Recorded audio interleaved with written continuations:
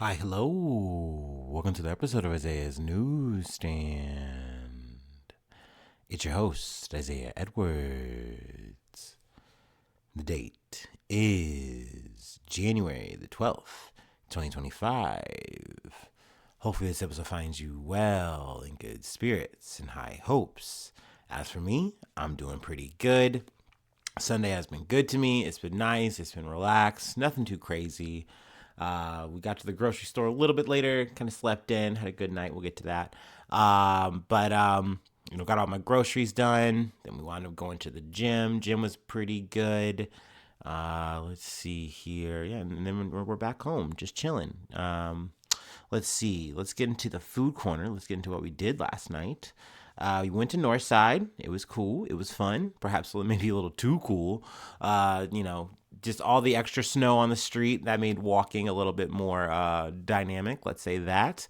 We traversed Northside. Hit the bars, got some food. It was a good time. So the food. What did I eat? We went to Chameleon, and this time I got 3 slices of pizza. And I got to talk about a couple of them because they were really, unique. Especially one, I'll say. The Bianca of the day, it had tomato. I think it had Brussels sprouts, mushrooms.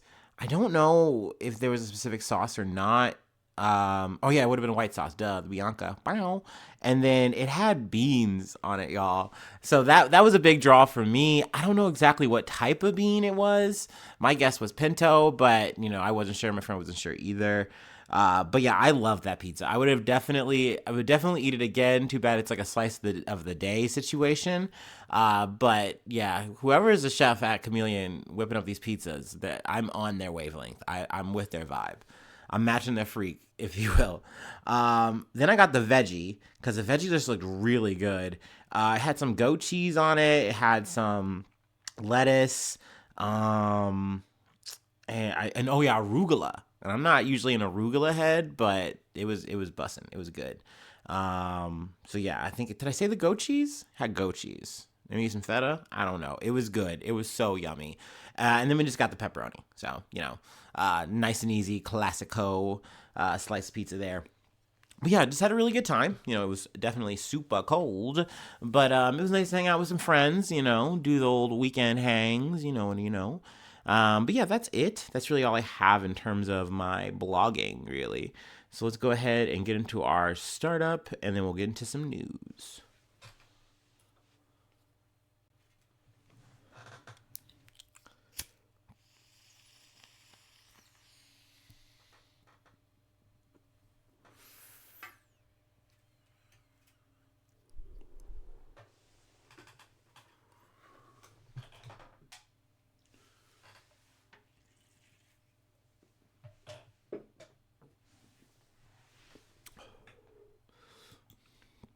All right. Got an update on the California fires from the Associated Press. 16 dead, 16 missing as fire crews try to corral Los Angeles blazes before winds return this week. Firefighters scrambled Sunday to make further progress against wildfires that have destroyed thousands of homes and killed 16 people in the Los Angeles area, as forecasters again warned of dangerous weather with the return of strong winds this week. At least 16 people were missing, and authorities said that number was expected to rise. Obviously, there's more details at hand here. If you wanted to traverse that and get the more details, I'm sure I'm going to be returning to the story, more so in the week, in terms of any more developments. I will say, though, that there's been, more talking points and whatnot about just some of the surrounding stuff involved in, just with the firefighters in terms of, the volunteer firefighters, especially, when we're talking about people from prison who are volunteering and they're pretty much making $6 to $10 a day, and they're putting their whole lives on the line, working over a whole day shifts pretty much with hour breaks to catch some rest. Really putting their lives on the line, and it's this is what you get, and it's now, granted, it does put time off of your sentence and stuff like that. It is something that is a desired thing, but I don't know. When I heard that, I was listening to the BBC, just getting more details off of that, and I was like, man, There's just something wrong with that. You know what I mean? I mean, it's just as dystopian to me as like having, prisoners like come to work at McDonald's, for next to nothing pay. It just like shit like this just shouldn't be happening to me, or in my mind, in my opinion, I don't know. But let's see here. There's also been talks of looting, which is something that always comes up. It's a big talking point, even though it's like, I mean, it is an incidental thing to me. It's not something that I'm like, oh yeah, we need to make headlines and headway about it. It's just going to come with these kind of situations. Obviously, you don't want it to, but you just kind of got to deal with that. And I feel like it's weird to try to say, oh, we're gonna focus all of our attention on that or make way more hay about it. I don't know. It just always feels weird to me. What else did I want to really pull from this article? Oh, yes. And then I believe, and obviously don't quote me on this because I know it's like a developing, changing situation. Like, obviously, we initially covered there's like 5 fires. 3 of them are bigger. And I think it's more or less gotten down to like the 3 big ones, but I'm not entirely sure about that. Also remains to be seen how the winds are going to go into next week. So, bit of a, scrambled update there. A little jarbled, a little garbled. But yeah, let's go ahead and move along actually to another update from NPR. Jack Smith has resigned from the Justice Department after submitting his Trump report. Special counsel Jack Smith has resigned from the Justice Department after submitting his investigative report on President-elect Donald Trump. An expected move comes amid legal wrangling over how much that document can be made public in the days ahead. Excuse me, got a burp there. Ooh. The department disclosed Smith's departure in a court filing Saturday, saying he had resigned one day earlier. The resignation, 10 days before Trump is inaugurated, follows the conclusion of 2 unsuccessful criminal prosecutions against Trump that were withdrawn following Trump's White House win in November. At issue now is the fate of a 2-volume report that Smith and his team have prepared about their twin investigations into Trump's effort to overturn the results of his 2020 election and his hoarding of classified documents at the Mar-a-Lago estate. The Justice Department had been expected to make the document public in the final days of the Biden administration, but the Trump-appointed judge who presided over the classified documents case granted a defense request to at least temporarily halt its release. 2 of Trump's co-defendants in that case, Trump valet Walt Nauta, I think it's Nauta, and Mar-a-Lago property manager Carlos de Oliveira, had argued that the release of the report would be unfairly prejudicial, an argument that Trump's legal team joined in. The department responded by saying that it would withhold from public release the classified documents volume as long as criminal proceedings against Nauta and de Oliveira remain pending, though U.S. District Judge Eileen Cannon dismissed the case last July. A Smith team appeal of that decision related to the 2 co-defendants remained pending. But prosecutors said they intended to proceed with the release of the election interference volume. I'm going to just kind of summarize the rest of this. The Atlanta-based 11th U.S. Circuit Court of Appeals are now involved, and there's a motion to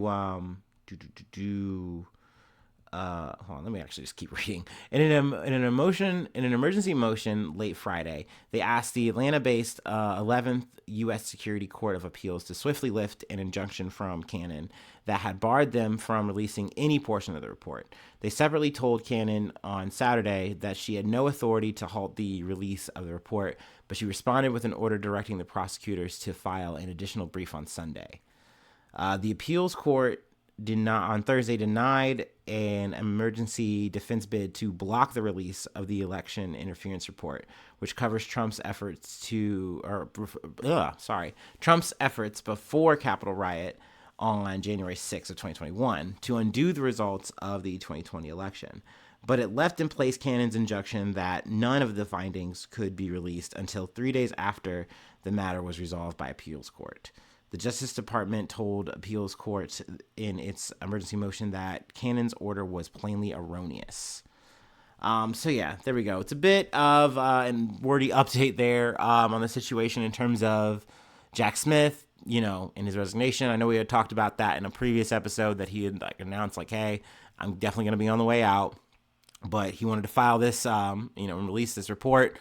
Cannon blocked it, and now we're going through this whole legal rigmarole, and we're going to see how that goes. To me, this really doesn't matter too much. At the end of the day, we kind of know, hey, he wasn't able to get this shit really rolling. At the end of the day, Trump won, so it doesn't matter. Kind of is what it is. But yeah, I guess he did what he could, and now he is out. But yeah, let's go ahead and move on to Italy. A bit of a prisoner exchange I wanted to talk about.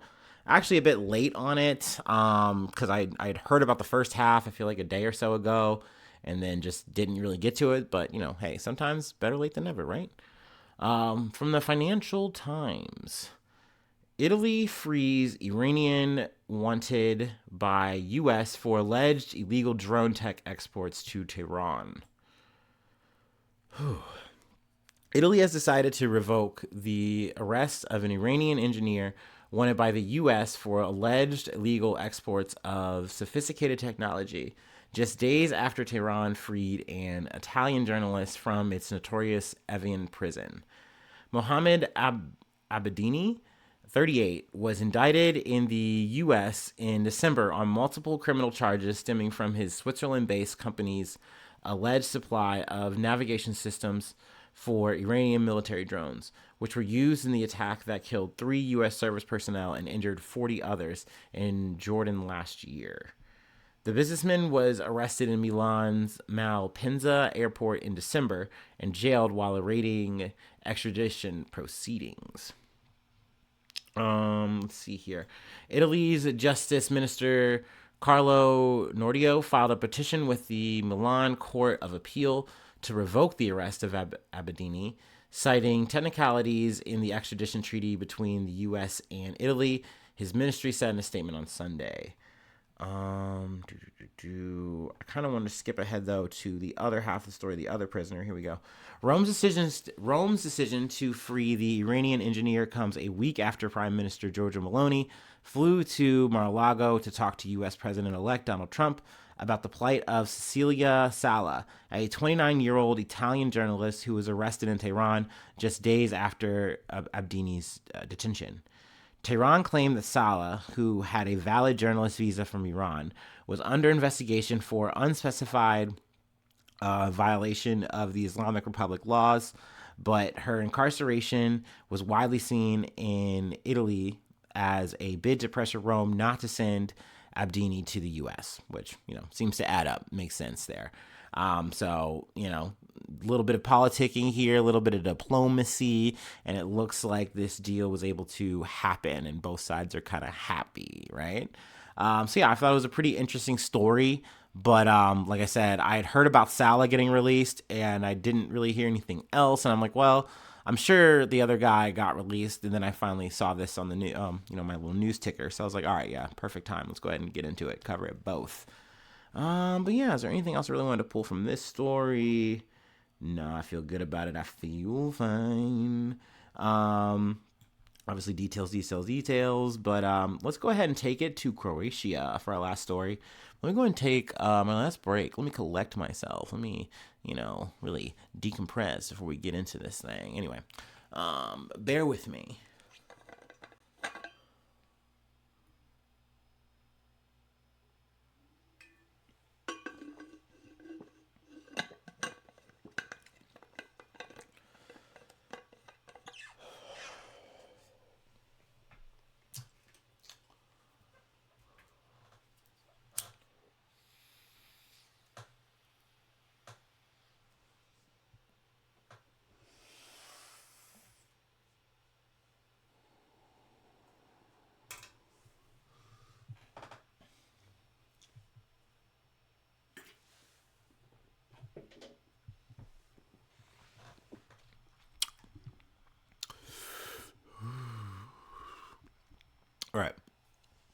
the Associated Press, Croatia's president Milanović, we're going to say Milanović, wins another term after defeating ruling party candidate in runoff.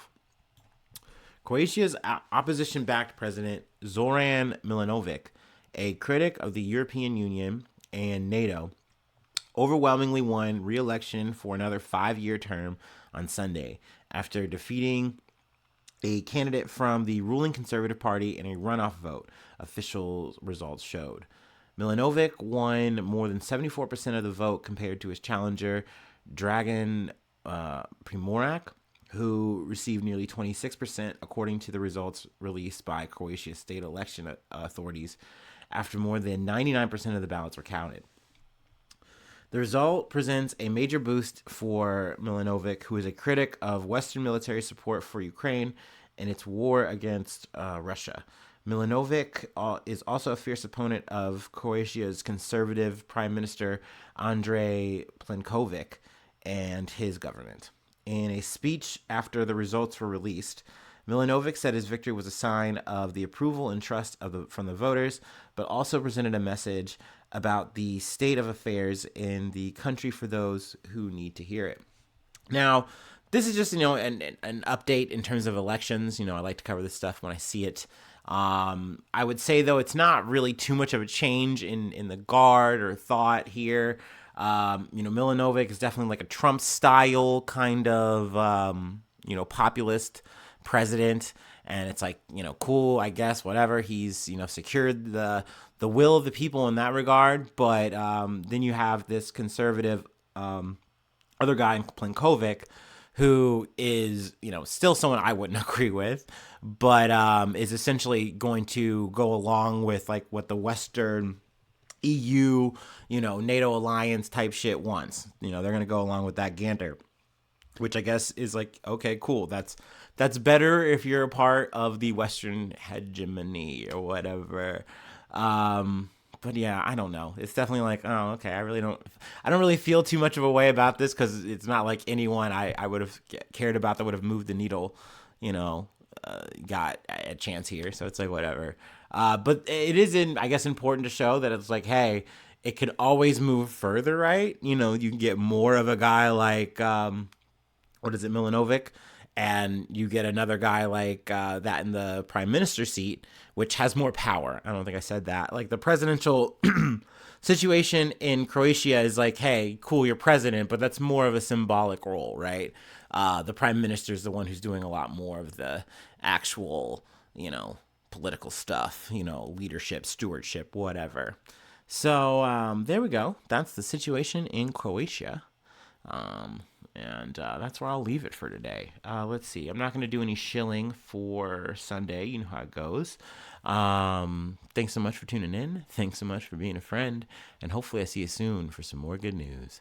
I love ya. Bye-bye. Mwah.